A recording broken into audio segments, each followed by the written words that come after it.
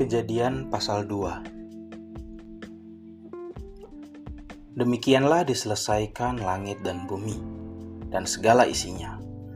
Ketika Allah pada hari ketujuh telah menyelesaikan pekerjaan yang dibuatnya itu, berhentilah ia pada hari ketujuh dari segala pekerjaan yang telah dibuatnya itu. Lalu Allah memberkati hari ketujuh itu dan menguduskannya. Karena pada hari itulah ia berhenti dari segala pekerjaan penciptaan yang telah dibuatnya itu. Demikianlah riwayat langit dan bumi pada waktu diciptakan.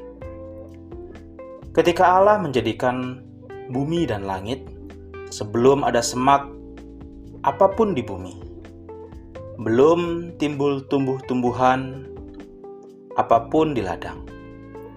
Sebab Tuhan Allah belum menurunkan hujan ke bumi, dan belum ada orang untuk mengusahakan tanah itu.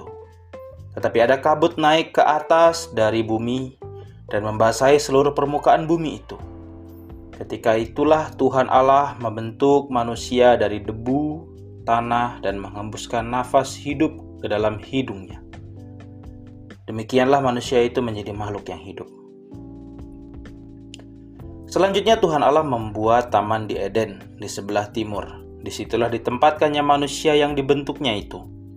Lalu Tuhan Allah menumbuhkan berbagai-bagai pohon dari bumi yang menarik dan yang baik untuk dimakan buahnya, dan pohon kehidupan di tengah-tengah taman itu, serta pohon pengetahuan tentang yang baik dan yang jahat.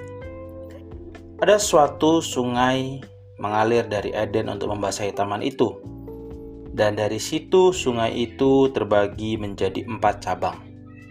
Yang pertama namanya Pison, yakni yang mengalir mengelilingi seluruh tanah Hawilah tempat emas ada. Dan emas dari negeri itu baik. Di sana ada damar, berdolah, dan batu krisopas. Nama sungai yang kedua ialah Gihon, yakni yang mengalir mengelilingi seluruh tanah Kus. Nama sungai yang ketiga ialah Tigris, yakni yang mengalir di sebelah timur Asyur. Dan sungai yang keempat ialah Efrat. Tuhan Allah mengambil manusia itu dan menempatkannya dalam Taman Eden untuk mengusahakan dan memelihara taman itu. Lalu Tuhan Allah memberi perintah kepada manusia, semua pohon dalam taman ini boleh kau makan buahnya dengan bebas. Tetapi pohon pengetahuan tentang yang baik dan yang jahat itu, janganlah kau makan buahnya. Sebab pada hari engkau memakannya, pastilah engkau mati. Tuhan Allah berfirman, tidak baik kalau manusia itu seorang diri saja. Aku akan menjadikan penolong baginya yang sepadan dengan dia. Lalu Tuhan Allah membentuk dari tanah segala binatang hutan dan segala burung di udara.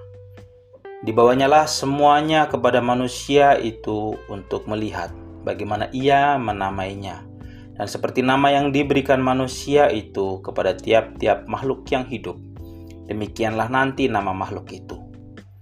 Manusia itu memberi nama kepada segala ternak, kepada burung-burung di udara, dan kepada segala binatang hutan.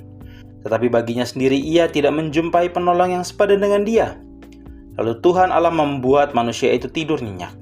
Ketika ia tidur, Tuhan Allah mengambil salah satu rusuk daripadanya.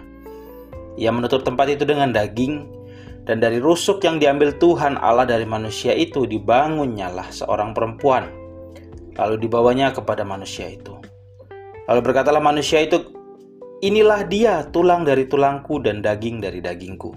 Ia akan dinamai perempuan sebab ia diambil dari laki-laki.